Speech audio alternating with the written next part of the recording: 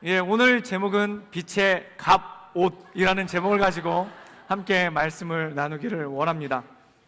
그 몇 년 전에 나왔던 책 중에 아마 여기 계신 분들도 많이 한번 읽어보셨을 텐데, 깨어진 유리창의 법칙이라는 책이 굉장히 많은 사람들에게 읽혀지고, 또한 그것을 통해서 많은 사람들이 이 강의를 듣기도 했었습니다. 그런데 이 깨진 유리창의 법칙이라는 책은 내용이 뭐냐면은, 잠깐 요약해드리자면 이것입니다. 어떤 건물이 있는데 그 건물의 1층에 있는 유리창을 깨어진 채 방치해놨다고 합니다. 그렇게 방치해 놓으니까 얼마 지나지 않아서 그 유리창 앞에다가 사람들이 쓰레기를 버리기 시작을 하더라는 거예요. 그래서 그 쓰레기를 버린 채로 그대로 방치를 해놨더니 조금 지나니까 소파나 또한 조그만 가구 같은 그러한 큰 쓰레기들이 그 앞에 쌓이기 시작하다가 나중에는 이 건물에 도둑이 들기 시작하는 그러한 일이 생기더라는 것입니다. 그래서 왜 그런 일이 생기나 봤더니, 깨진 유리창 하나는 아무것도 아닌데 그것을 그냥 방치해 놓으면은 사람들 마음 가운데 어떤 일들이 생기기 시작하냐면은, 저 건물 주인은 건물을 잘 돌보지 않는구나, 건물을 허술하게 그냥 두는구나 라는 마음이 생겨서 그 건물을 함부로 하게 되고 나중에 도둑이 생긴다는 거죠. 그래서 비슷한 실험이 하나 더 있었는데, 그게 뭐냐면 나무가 있었습니다. 근데 그 나무에다가 담배꽁초를 하나 버려놓고 그 다음에 아무도 그것을 치우지 않고 그대로 방치를 해놨더니 하루가 지나고 났더니 거기 100개의 담배꽁초가 그대로 생기더라는 것입니다. 그런데 그 하나의 담배꽁초를 버렸을 때 그것을 바로 치우니까 아무도 거기다가 담배꽁초를 버리지 않더라는 것입니다. 그래서 이 깨진 유리창의 법칙은 뭐냐면, 가장 허술한 것 또한 가장 작은 것부터 철저하게 관리를 하면은 큰 것에서 문제가 생기지 않지만, 작은 것을 그냥 방치해두게 되면은 그것이 결국 큰 문제를 야기하게 된다라는 그러한 내용이 그 안에 있죠. 그런데 이 깨진 유리창의 법칙이라는 책이 유명해진 이유가 뭐냐면, 이것을 실제로 적용한 사람이 있었는데, 당시에 뉴욕의 시장으로 있었던 사람이 이 법칙을 적용해서 뉴욕시에서 일어나는 경범죄부터 다 잡기 시작했다고 합니다. 그래서 가벼운 범죄죠. 예를 들자면은 도로를 무단 횡단을 한다든지 아니면 쓰레기를 무단으로 투기한다든지 이런 것에 대해서 그 강화를 하고 단속을 하기 시작하니까 1년이 지난 다음에 놀랍게도 살인이나 강도와 같은 죽은 범죄들이 굉장히 많이 줄어드는 그러한 일이 생겼다는 것입니다. 그래서 이 깨진 유리창의 법칙은 뭐냐면, 사소한 것, 작은 것, 그리고 아무도 주목하지 않는 것부터 철저하게 관리해 나가야지만 온전함으로 큰 것이 관리되어질 수 있다라는 것이 그 안에 있다라는 것입니다. 즉, 작은 문제를 방치해두면은 그것이 시너지 효과를 일으켜서 큰 문제를 야기하기도 하고, 또한 작은 문제를 잘 돌보고 그것을 잘 관리하기 시작하면은 큰 문제가 일어날 것도 미연에 방지할 수 있다라는 메시지가 그 안에 있다라는 것이죠. 전에 제가 중국에 한번 방문을 한 적이 있었는데, 대련에서 단동까지 기차로 10시간 되는 거리인데 거기를 한번 여행을 했던 적이 있었어요. 근데 저희 일행이 한 10명 정도가 됐었는데 10시간을 가니까 중간에 밥을 먹어야 되잖아요. 그래서 도시락을 다 사가지고 탔었는데, 이 중국 음식이라는 게 식으면은 기름이 다 딱딱하게 굳어가지고 굉장히 맛이 없죠. 그래서 다들 도시락을 대부분 남겨가지고 나중에 봤더니 이 한 푸대 이 정도 되는 양의 음식물 쓰레기가 남은 거예요. 그래서 이것을 어떻게 처치를 해야 되나라고 기차 내에서 냄새가 나고 안 좋으니까 이걸 어떻게 버려야 되나, 그리고 기차 내를 찾아봤더니 쓰레기통이 없는 거예요. 그래서 한 이 정도 양에 되는 그 쓰레기를, 음식물 쓰레기인데 그걸 갖다가 차장이 지나가길래 이거를 어떻게 치우면 좋을까요? 그랬더니 그분이 너무 친절하게 웃으면서 달리고 있는 기차의 창문을 열어서 밖에다 집어던지는 걸 봤어요. 그래서 그걸 보고 이거 딱 내 취향인데, 그래서 그 다음부터는 조그만 쓰레기가 생겨도 다 창밖으로 집어 던졌었습니다. 그런데 똑같은 중국인들이 세운 나라 중에 싱가포르라는 나라가 있습니다. 근데 이 싱가포르라는 나라는 무엇까지도 범죄가 되냐면은 껌을 씹는 것이 범죄가 돼요. 그래서 껌을 씹다가 걸리면은 벌금이 300불입니다. 그래서 외국인은 껌을 2개까지 소지할 수가 있고, 그것을 씹었을 경우에는 걸리고, 자국인 경우에는 껌을 소지만 해도 300불씩 벌금을 내는 그런 어마어마한 나라죠. 근데 그 벌금을 물리는 이유가 뭐냐고 물어봤더니, 껌을 씹으면 사람들이 그 껌을 아무데나 뱉어가지고 도로를 더럽히기 때문에 도로를 더럽히는 것을 미연에 방지하기 위해서 아예 껌조차를 씹지 못하게 한다는 것입니다. 그래서 놀라운 일화가 있는데, 한 한국 아주머니가 싱가포르에서 담대하게 껌을 씹었다는 거예요. 그때 껌을 씹고 있으니까 경찰이 와가지고 너 그거 껌이지? 라고 물어봤더니 너 캐러멜 그러면서 그걸 삼켰다는 그러한 일화도 있을 정도로 이 껌에 대해서 굉장히 엄격한 나라죠. 그런데 이 나라를 가만히 보면은 정말 바닥에 보면은 담배꽁초 하나도 떨어져 있지 않고 굉장히 깨끗한 모습을 유지하는 것을 볼 수가 있습니다. 그게 뭐냐면은 작은 것 하나를 컨트롤하기 시작하니까, 그래서 중국 사람들 자체가 뭔가 지저분하고 또한 중국인들 자체가 굉장히 더러운 곳을 가는 것이 아니라 어떻게 습관이 들여지는가, 또한 어떠한 습관을 가지고 나가는가가 굉장히 중요하다는 것을 볼 수가 있다는 것입니다.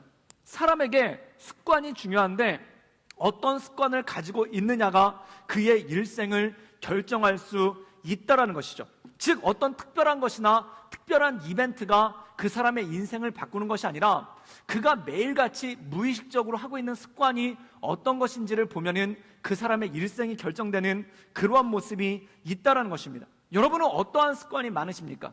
어떤 사람은 짜증을 잘 내는 습관을 가지고 있는 사람이 있고, 또한 어떤 사람은 시비 거는 데 습관이 있는 사람이 있고, 또한 어떤 사람은 아침에 일어날 때 욕하면서 일어나는 습관이 있는 사람이 있고, 또한 어떤 사람은 뭔가 말을 할 때 빈정거리면서 말을 하는 사람이 있고, 어떤 사람은 불평을 하면서 말하는 사람이 있고, 또한 어떤 사람은 누군가 뭔가에 부탁을 했었을 때 일단 굉장히 짜증 섞인 표정을 내는 그러한 습관을 가진 사람이 있죠.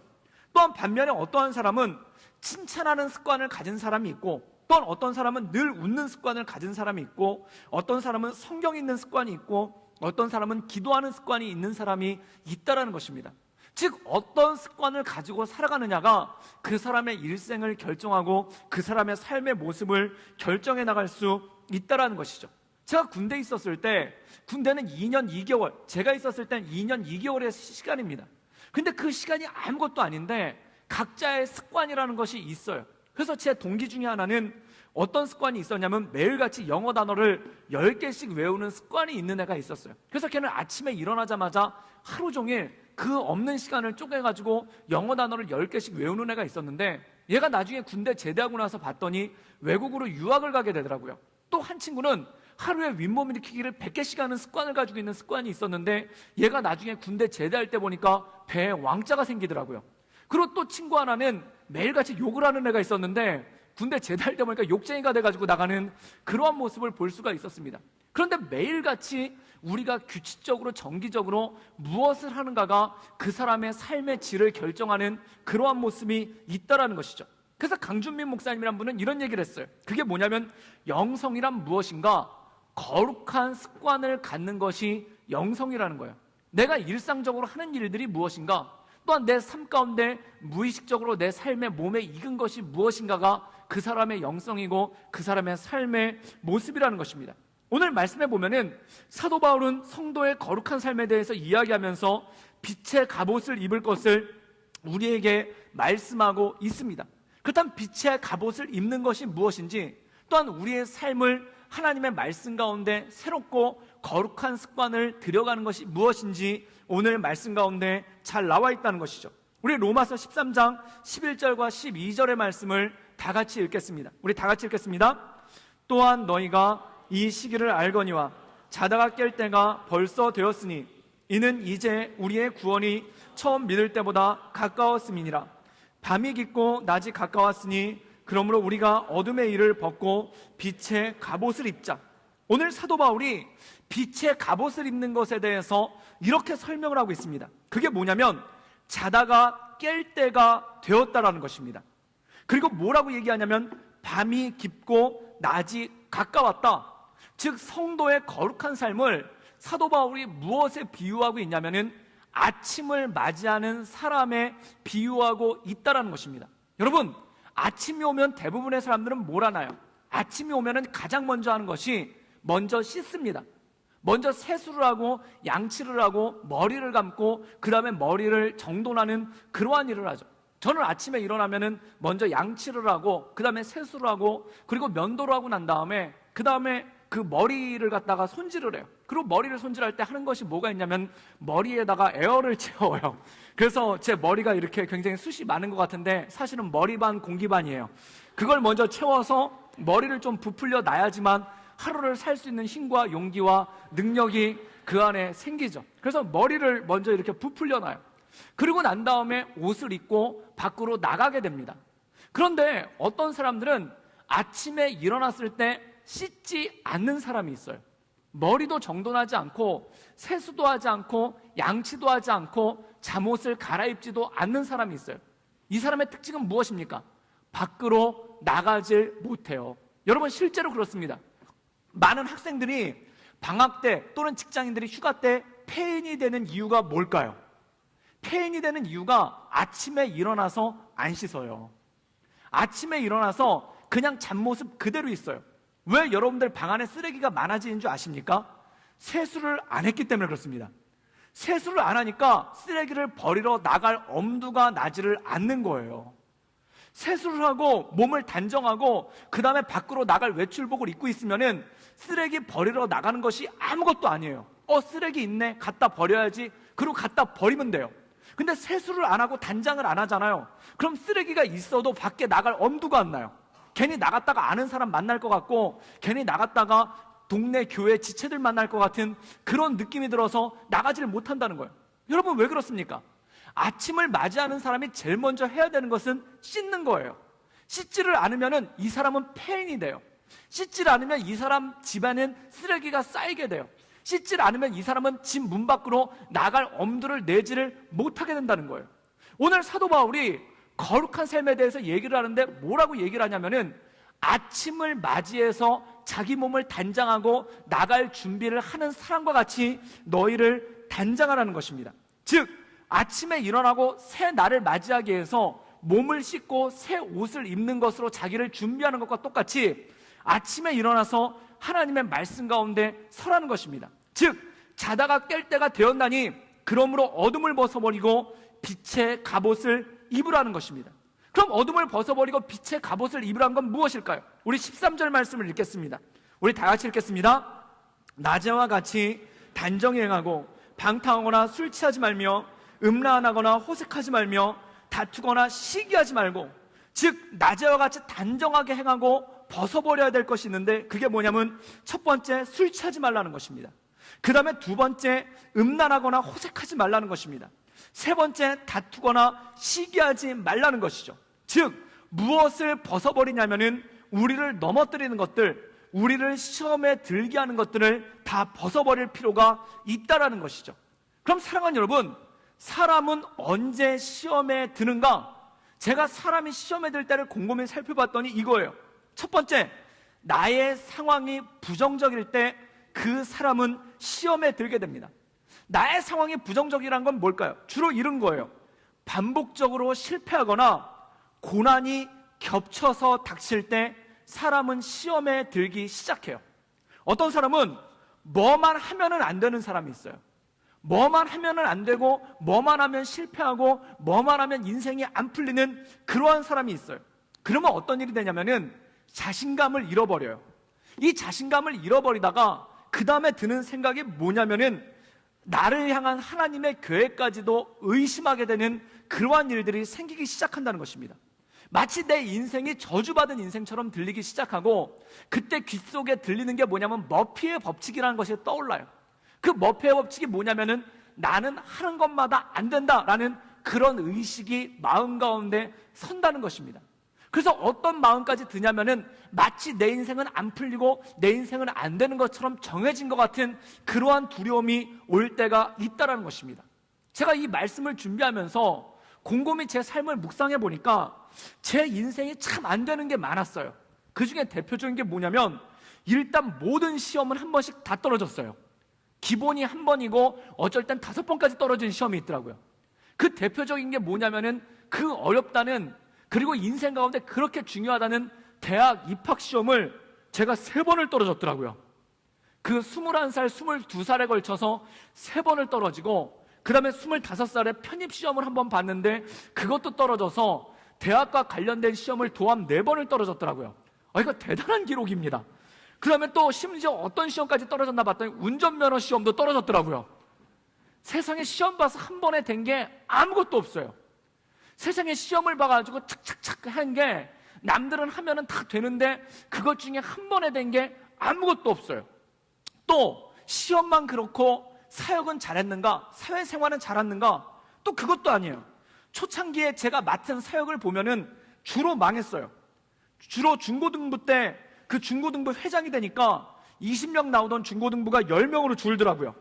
그리고 제가 중고등부 전도사로 21살에 담당 전도사로 갔는데 50명 모이던 중고등부가 제가 부임하고 3개월 지나니까 30명으로 줄더라고요. 그리고 또 뭔가 행사를 준비하면은 기가 막히게 안 되는 거예요. 전도 집회, 친구 초청잔치를 해가지고 간식을 준비했는데 간식이 다 남았어요. 30명분의 간식을 준비했는데 3명 와가지고 27개를 우리끼리 나눠 먹었던 그런 적도 있었어요. 또 어떤 일이 있었냐면은 그 부흥회를 가면은 항상 민망한 숫자가 오고 평소에 잘 오던 숫자도 잘 안 왔을 때가 있고, 또한 야외 집회를 가면은 비가 오고 수련회를 가면 홍수가 나고 뭐 이런 일들이 있었더라고요. 그리고 제가 지금도 기억하는 게, 제가 처음으로 청년부 부흥회를 한번 인도하러 다른 교회에 초청을 받아서 간 적이 있었어요. 그래가지고 거기 가서 이제 초청을 해가지고 말씀을 잘 전하고, 이 부흥회의 꽃이라는 게 뭐냐면은, 여러분들 하나님 앞에 더 가까이 나가시기 원하시는 분들은 이 강단으로 올라와서 다 같이 무릎 꿇고 기도합시다 라고 하는데 아무도 안 올라오는 거예요. 그거 되게 민망합니다. 인간적으로 여러분 주 앞에 나가기를 원하시는 분들 같이 나옵시다 그런데 아무도 안 나오면요 굉장히 부끄러워져요. 더 민망한 게 뭔지 아십니까? 뒤에 그 목사님이, 그 청년부 담당 목사님이 보다 못해서 청년부 회장 옆구리를 찔러요. 야, 너라도 나가. 그러면 청년부 회장이 싫어요. 막 이럴 때가 있어요. 그럼 진짜 민망하고 진짜 어려워요. 그런데 제 청년부 처음 부흥 집회를 인도했을 때 모습이 그랬어요. 그러면은 마음이 굉장히 안 좋죠. 그리고 먼저 섬기던 교회에 제가 최초로 공동체를 하나 맡았는데 그 공동체를 개척을 하라는 거예요. 그래가지고 공동체를 개척을 하라고 그래가지고 3개월 동안 그 30명 정도의 스텝을 모아가지고 그들을 훈련을 시키고, 그 다음에 그들에게 막 이렇게 청년부를 잘 될 수 있도록 여러 가지 일들을 하고 리트리스를 하고, 그 다음에 나름대로 잘 스태프들끼리 준비를 했어요. 그리고 그 오픈 창립 예배를 준비를 하고 있는데, 창립 예배 때 사람들이 많이 올 것 같아서 주보 천장을 복사를 해놨어요. 그런데 어떤 일이 생겼는가?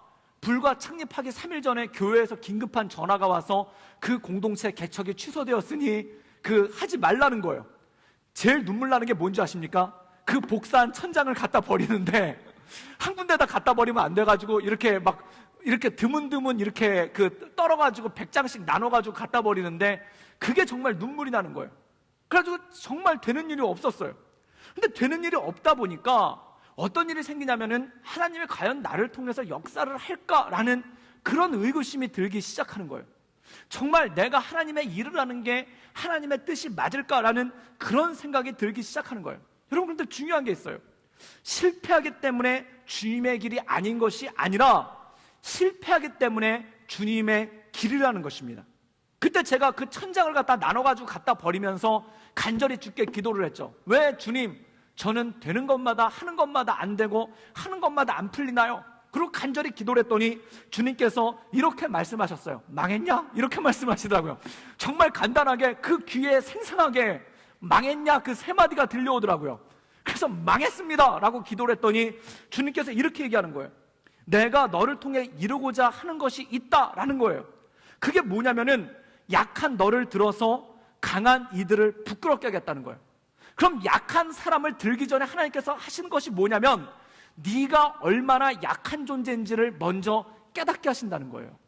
여러분, 하나님께서 우리에게 먼저 하시는 사역이 있는데, 하나님이 우리에게 사역을 시키기 전에, 그리고 우리에게 뭔가 일을 시키기 전에 한번 하시는 게 있는데, 그게 먼저 망하게 하는 거예요.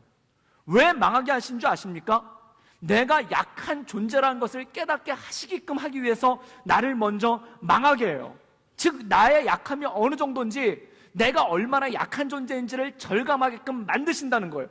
그리고 내가 그 약함 때문에 도저히 할 힘이 없다라고 생각이 들었을 때, 그때 하나님께서 우리에게 일들을 주시기 시작한다는 것이죠. 여러분, 이 가운데 망하신 분 계십니까? 감히 아멘할 자신이 없으시죠? 망했다고 낙심하지 마십시오. 하나님께서 여러분을 이 젊은 날에 망하게 하신 것은 여러분을 쓰시지 않게끔 하시기 위해서가 아니라, 내가 얼마나 약한 존재인지를 깨닫게 하시기 위해서 그렇다는 것입니다. 얼마나 약한 존재를 깨달아야지만 그 사람은 기도할 수 있기 때문에 그렇다는 거예요. 여러분, 약한 것을 깨달은 자가 기도할 수 있습니다. 내가 얼마나 약한 존재인지, 내가 얼마나 무력한 존재인지, 내가 얼마나 보잘것없는 존재인지를 깨달아야지만 기도할 수가 있다라는 것입니다. 여러분, 순을 맡았는데, 저는 지금도 제가 제일 처음에 맡았던 순을 기억해요. 청년부에서 맡았는데 그 다음 주로 아무도 안 나왔어요. 제일 비참한 게 뭔지 아십니까? 순원들 주려고 피자 한 판을 사왔는데 아무도 안 와요. 그 피자를 앉혀놓고 이렇게 초조하게 쳐다보고 있는데 아무도 안 와요. 진짜 죽고 싶어요. 더 힘든 건 뭔지 아십니까? 옆에 순에서 바라보면서 거의 피자 남아요? 뭐 이러면은 진짜 죽고 싶어요. 그런데 그 눈물 섞인 피자를 바라보면서 기도하는 거예요. 왜 안 될까? 전화도 해봤고, 그 다음에 이들에게 열심히 공부를 가르치려고 순 교환도 열심히 공부를 해왔고, 그 다음에 모든 것을 완벽하게 준비를 해왔는데 사람들이 안 오는 거예요. 그때 마음이 서늘해지죠. 그때 왜 안 될까 이런 생각이 들죠. 그때 그 식은 피자를 앞에다 놓고 할 수 있는 게 뭔지 아십니까? 내가 할 수 있는 것은 오직 기도와 간구. 그 앞에서 기도할 수밖에 없는 거예요. 그때 머릿속에 떠오르는 말씀이 뭔지 아십니까? 이것은 사람의 능력으로 되지 않고 사람의 힘으로 되지 않고 오직 여호와의 신 성령으로 되느니라 라는 그러한 말씀을 알게 된다는 것입니다. 그 눈물 섞인 피자를 보면서 그때 절실하게 깨달았어요. 그것이 무엇인가? 나의 힘으로 되지 않냐고 하나님의 힘으로 된다는 것을 깨닫는다는 것입니다. 여러분, 때로 어떤 일을 감당할 때 정말 내가 잘 준비되어졌다고 생각했는데, 그리고 내가 잘 뭔가를 할 수 있다라고 생각했는데 안 되는 경우가 있어요. 그때 낙심하지 마십시오. 그때 하나님의 메시지를 들으십시오. 사단의 메시지는 뭔지 아십니까? 넌 안 돼요. 네가 되는 게 뭐가 있니? 네 인생 가운데 되는 게 뭐가 있니? 그럼 그렇지, 그거예요. 그런데 하나님의 음성이 있어요. 망했냐? 정말 망했냐? 너의 약함을 알았으면 기도하라는 거예요. 그 약함을 놓고 기도하고 그 약함을 가지고 하나님 앞에 엎드리는 거예요. 그래서 지혜자 솔로몬은 이렇게 얘기합니다. 파수꾼의 경성함이 허사로다. 파수꾼이 밤을 맞도록 지켜도 여호와께서 함께 하시지 않으면 그 파수꾼의 지키는 것이 헛되다는 거예요. 여러분, 내가 노력해도 안 되는 일 참 많습니다. 게을러서 안 되는 일도 있지만 내가 노력해도 안 되고 나에게 재능이 있음에도 안 되고 또한 내게 능력이 있음에도 안 되는 일 너무나 많습니다. 그때 깨닫는 거예요. 하나님이 내 삶 가운데 해주셔야 되는구나. 내가 기도하지 않고는 아무것도 감당할 것이 없구나라는 것을 깨닫는 것이 바로 능력이라는 것이죠. 사랑하는 여러분 망했어도 낙망하지 않기를 주님의 이름으로 축복합니다. 주님의 음성을 들으십시오.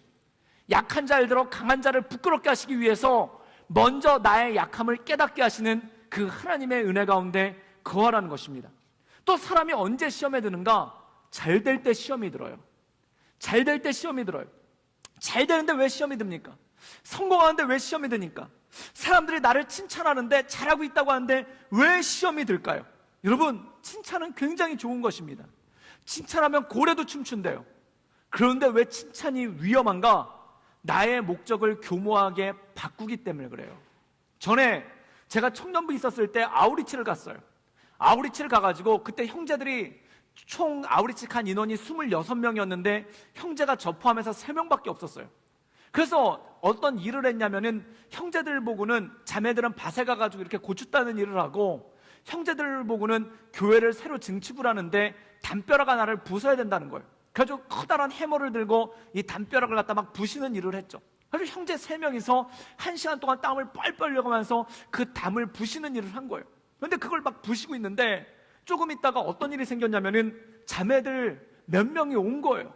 그 일을 마치고 자매들 몇 명이 와가지고 주로 어린 자매들이 왔어요. 오빠들 담부시네 막 그러면서 하는데 갑자기 막 이렇게 막 현찮게 하던 형제들이 갑자기 막 이걸 들어가지고 으라차차차 하면서 막 그걸 갖다 막 다 막 부시는 거예요. 그때 막 옆에서 막 옆에서 이 자매들이 막 박수를 치면서 어머 터프가이 뭐 어머 멋지네 뭐 어머 뭐 터프해 막 이러면서 막 그러니까 원래 1시간 일하고 쉬어야 되는데 아무도 안 쉬고 막 땀을 뻘뻘 흘려면서 막 어떤 형제는 우통을 벗고 막 으라차차차 막 그러면서 이런 것다 막 부셨어요.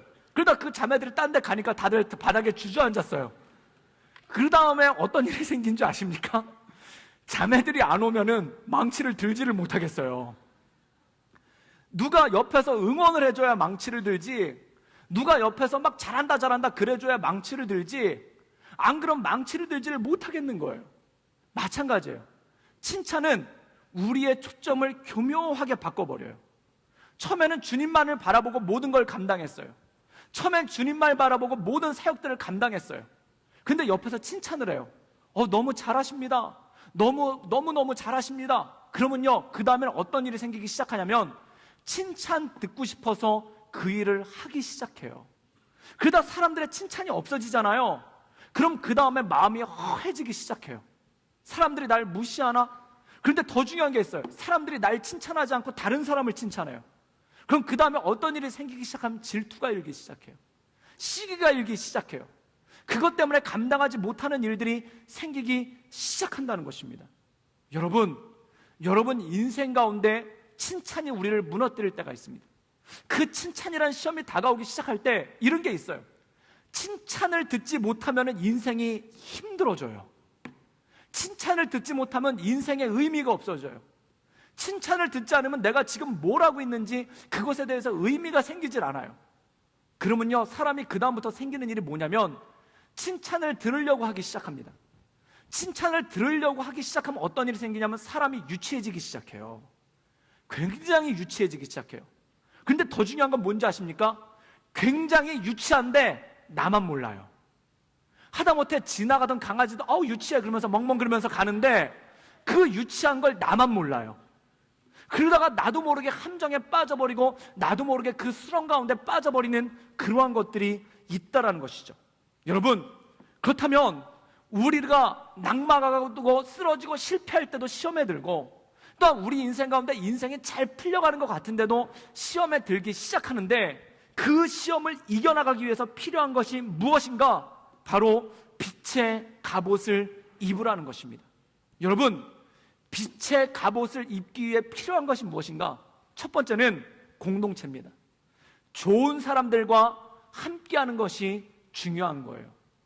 좋은 사람들과의 공동체를 이루며 나가는 것이 중요한 거예요. 한 번은 이런 적이 있었어요. 제가 먼저 섬기던 교회에서 청년부를 섬겼는데, 그때 300홀이라는 원래 저희가 그 교회에 있는 예배당에서 예배를 드리다가 익스텐션을 해가지고 옆에 여의도에 그 쌍용타워라는 20층짜리 빌딩이 있는데 거기 지하에 300홀이라는 홀이 있어요. 거기 300명을 빼가지고 거기서 이제 예배를 양쪽으로 나눠가지고 예배를 드리기로 했죠. 그래서 그 300홀을 계약을 하고 리더십들이랑 같이 온 거예요. 그런데 오다가 어떤 일이 있었냐면 그 당시가 2007년도인가 그랬는데 300이라는 영화를 개봉을 한 거예요. 최근에 개봉한 300이라는 영화는 2탄이고요. 그 2007년도에 처음으로 300이라는 영화를 개봉을 한 거예요. 그래서 그때 청년 리더십들끼리 오다가 우리가 300홀에 가니까 헐리우드에서 이것을 축하해주기 위해 300이라는 영화를 만든 것 같다.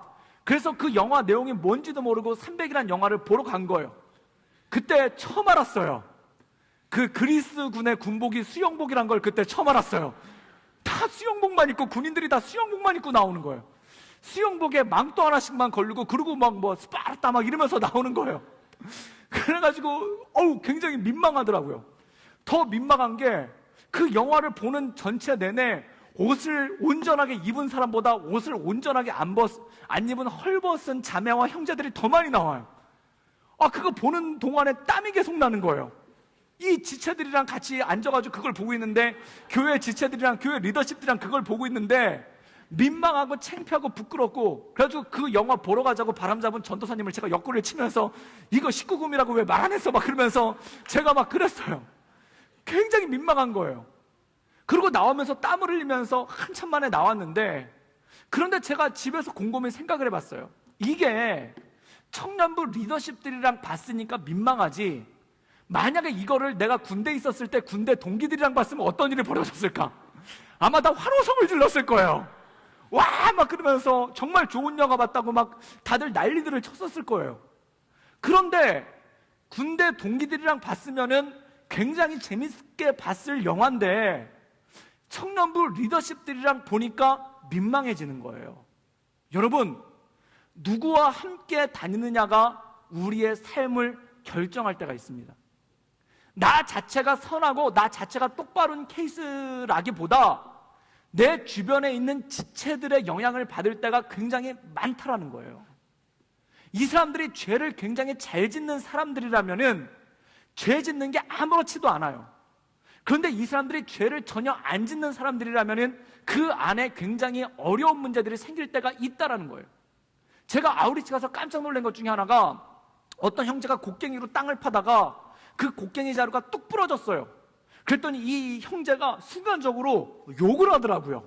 감탄사에 섞인, 그때 지체들이 다 옆에서 이렇게 삽질하고 있었는데 자매들도 되게 많았거든요. 근데 하다가 이게 뚝 부러지니까 이 형제가 자기도 모르게 에이 막 그러면서 욕을 한마디를 내뱉었어요.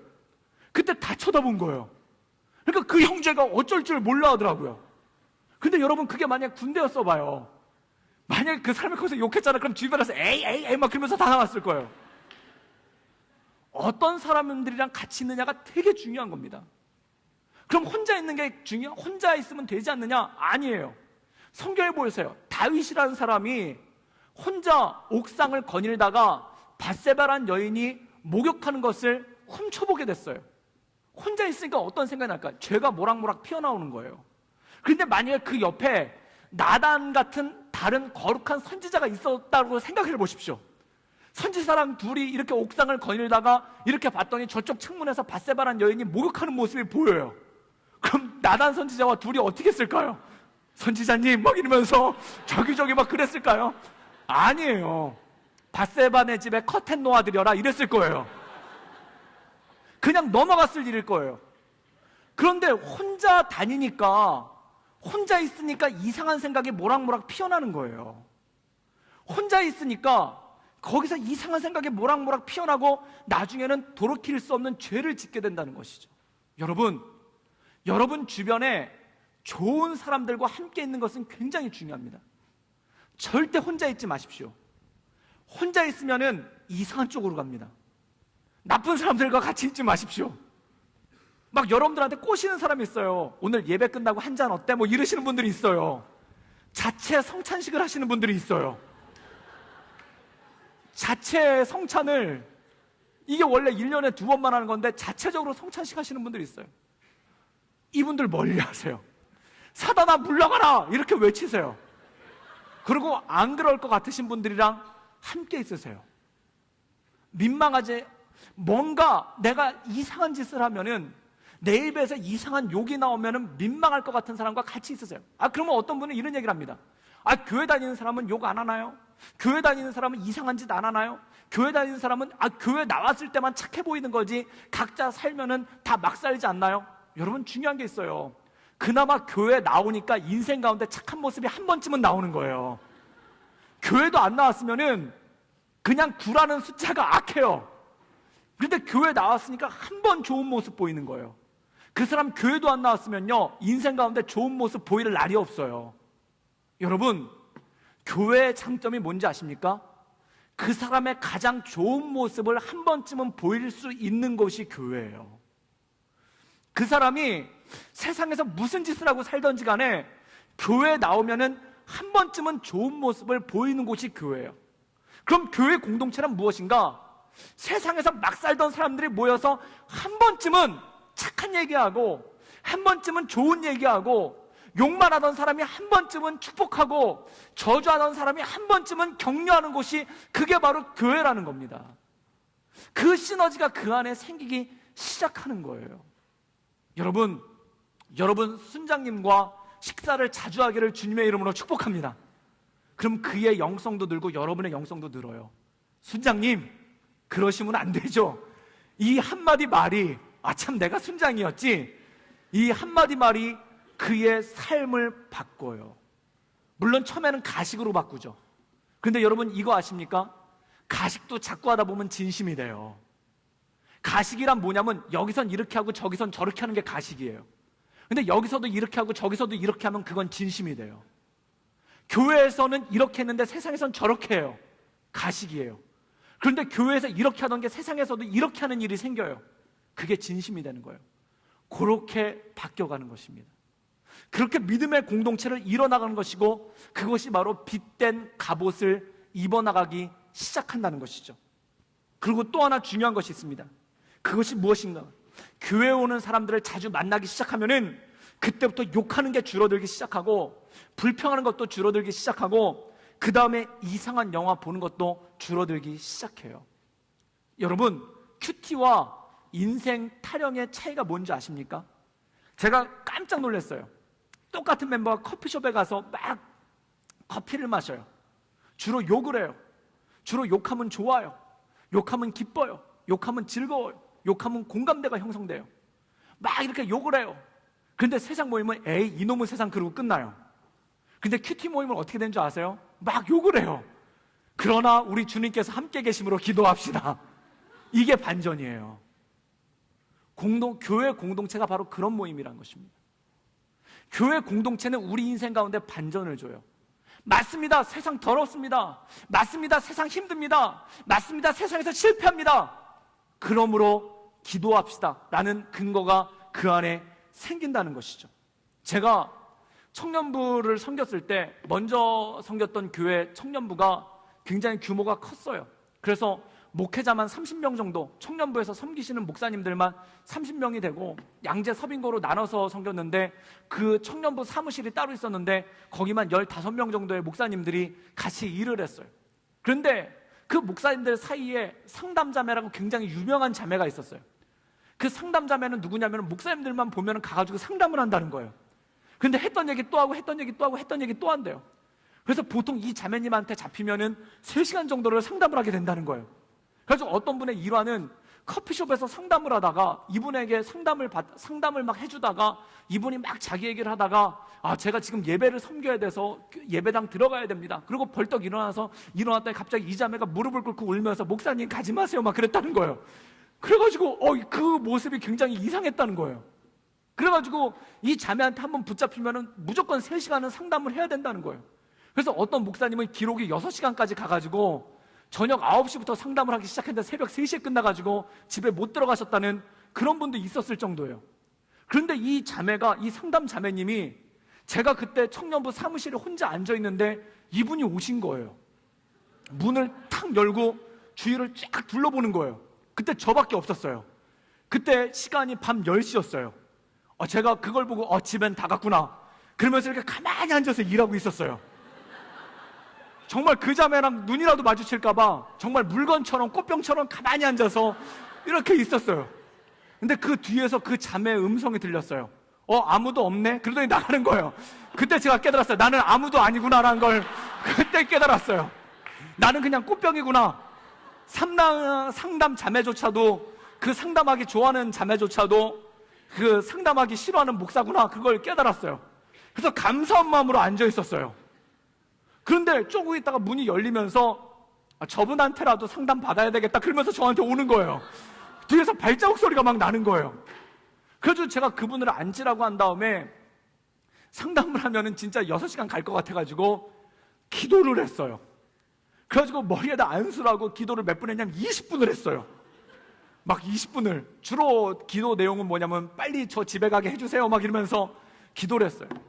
그런데 놀라운 일이 이 기도가 10분째 넘어갈 때쯤에 이 자매님이 막 눈물을 흘리더라고요. 그래서 20분째 기도를 딱 끝내고 났더니 그 자매님이 뭐라고 하냐면 속이 다 시원하네 그러고 가는 거예요. 그래서 제가 그때 깜짝 놀랐던 것 중에 하나가 뭐냐면 이분에게 진짜 필요한 건 기도였구나. 상담이 필요한 게 아니라, 여러분 이런 얘기 하시잖아요. 누구한가 내 말을 들어줬으면 좋겠다. 그런데 들어도 서로 해결이 안 돼요. 그거에 대해서 얘기해도 속은 조금 시원한데 해결은 안 돼요. 그러니까 상담이 상담을 부르고 상담이 상담을 부르고 상담이 상담을 불러요. 그런데 이 자매에게 진짜 필요한 것이 기도였구나. 그거를 깨달았어요. 정말 그렇습니다. 우리 인생 가운데 기도가 얼마나 필요한 것이냐면요, 여러분 삶이 잘 풀리면은 기도가 필요 없는 줄 아십니까? 삶이 잘 풀리면은 근심이 없는 줄 아십니까? 저희 둘째가 첫째랑 12살 차이예요. 띠동갑이에요. 첫째를 낳고 나서 그 다음에 둘째를 낳으려고 몇 년 동안 노력을 했는데 둘째가 안 생겼어요.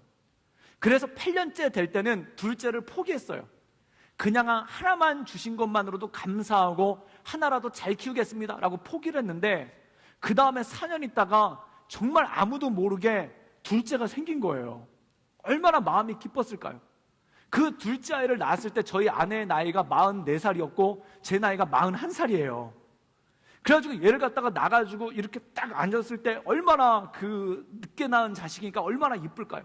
그래가지고 얘를 갖다가 안고 막 이렇게 감격을 하고 있는데, 제 친구 중에 하나가 바른 말 잘하는 애가 하나 있어요. 정말 바른 말을 얄밉게 잘하는 애가 있어요.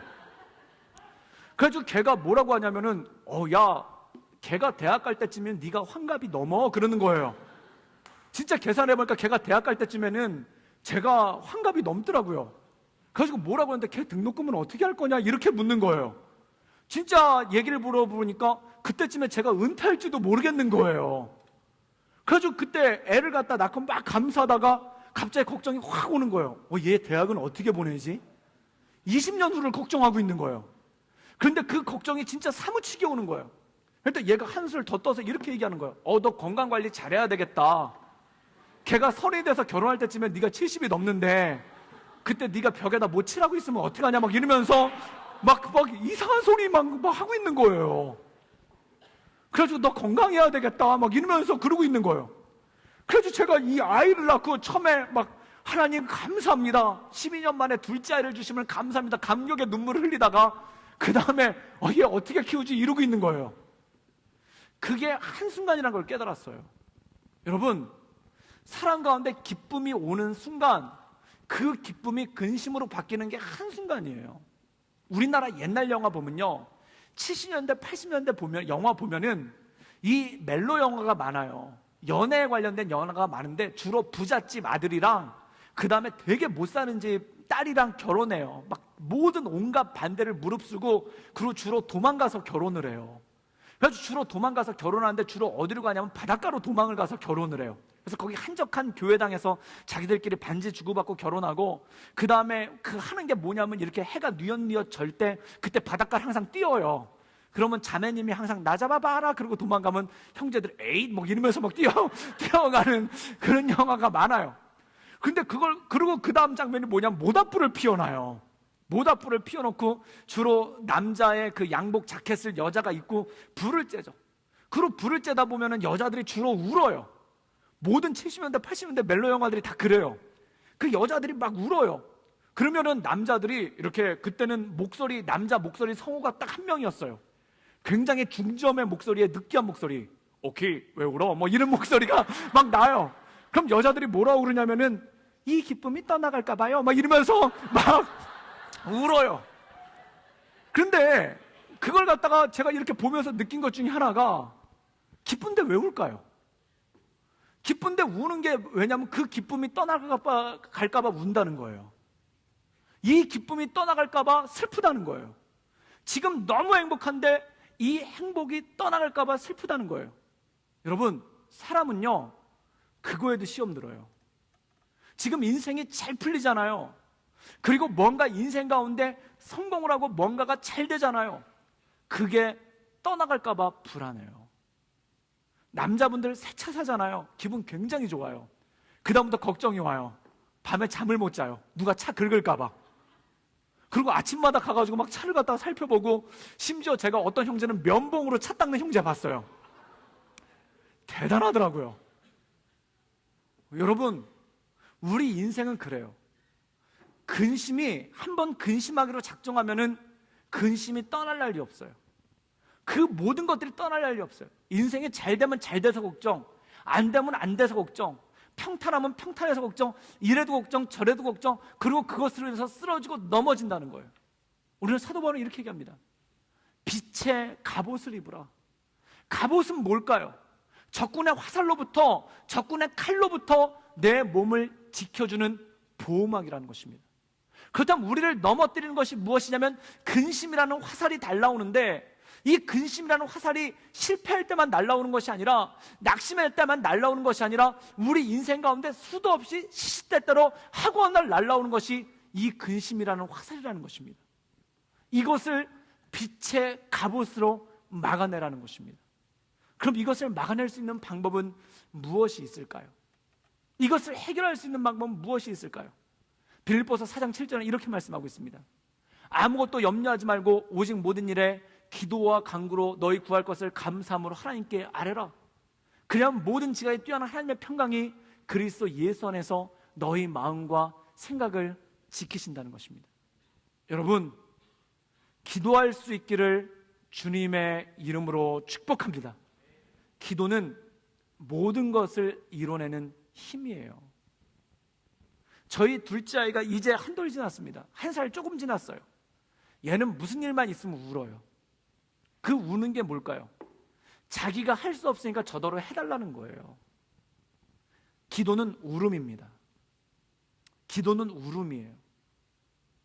내가 할 수 없기 때문에, 내가 극복할 수 없기 때문에, 내가 이겨나갈 수 없기 때문에 주님 앞에 우는 거예요. 그게 기도예요. 부모는 자녀의 울음소리를 듣고 그의 필요를 채워줍니다. 부모는 자녀의 울음소리를 듣고 그에게 가서 모든 문제를 해결해 줍니다. 어떤 목사님 글에 보니까 이런 글이 있더라고요. 자기에게 두 아들이 있는데 그 두 아들의 특징이 뭐냐면은 둘 다 똑같이 아이스크림을 사준대요. 그러면은 큰 아들의 특징은 자기 거를 빨리 먹는데요. 작은 아들의 특징은 이렇게 조금씩 핥아 먹는데요. 애껴 먹는데요. 그러면 큰 아들이 자기 걸 갖다 먼저 먹은 다음에 그 다음에 하는 게 뭐냐면 그 작은 아들 걸 보면서 야, 한 입만 막 이런대요. 그럼 안 주잖아요. 그러면 그걸 갖다 뺏어서 기어코 한 입을 뺏어 먹는데요. 그럼 작은 아들이 막 운대요. 그리고 그 형한테 가지고 형 왜 내 거 뺏어 먹었어? 그러고 운대요. 그런데 형한테 붙잡고 아무리 울어봐야 그 있던 아이스크림도 마저 뺏긴대요. 그런데 형이 그걸 뺏어 먹잖아요. 그럼 누구한테 달려오냐면은 아빠한테 달려오는 거예요. 그래가지고 아빠한테 달려와서 우는 거예요. 그럼 아빠가 어떻게 하는가? 일단 형을 불러요. 야, 꿇어. 그리고 손들게 해요. 공의를 행하세요. 그 다음에 눈물을 닦아줘요. 그 다음에 새 아이스크림을 사주는 거예요. 누구 앞에서 우느냐가 중요합니다. 내 아이스크림 뺏어간 형 앞에서 내놓으라고 아무리 울고불고 해봐야 그 형은 줄 능력도 없어요. 줄 힘도 없어요. 그런데 아빠 앞에서 울면은 아빠가 모든 걸 해결해 주는 거예요. 마찬가지입니다. 우리의 인생 가운데 빛의 갑옷을 입으라는 것은 무엇인가? 하나님 앞에 날마다 기도하며 나가는 것입니다. 우리의 모든 것을 들으시고 우리의 모든 것에 응답하시는 그 하나님께 기도하며 나갈 때 우리의 삶의 모든 것들이 해결이 되어진다는 것이죠. 여러분, 날마다 기도할 수 있기를 주님의 이름으로 축복합니다. 기도하는 것은 무엇인가? 내 삶을 새롭게 하는 것이에요. 기도하는 것은 무엇인가? 내 삶의 빛의 갑옷을 입어서 적군의 화살로부터 내 몸을 보호하고 내 인생을 보호하는 것이 바로 빛의 갑옷이라는 것이죠.